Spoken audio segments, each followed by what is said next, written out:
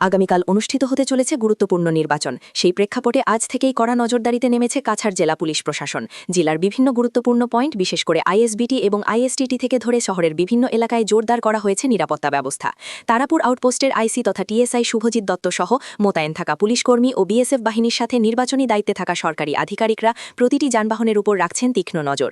সরকারি হোক কিংবা বেসরকারি, ছোট গাড়ি থেকে বড় গাড়ি, সবকিছুকেই করা হচ্ছে পুঙ্খানুপুঙ্খভাবে তল্লাশি। প্রশাসনের পক্ষ থেকে স্পষ্ট বার্তা, কোনোভাবে অবৈধ সামগ্রী বা বেআইনি কার্যকলাপ নির্বাচনী প্রক্রিয়াকে প্রভাবিত করতে না পারে তা নিশ্চিত করাই মূল লক্ষ্য। সম্ভাব্য দুষ্কৃতীদের গতিবিধি রুখতে প্রতিটি মুহূর্তে নজরদারি চালানো হচ্ছে।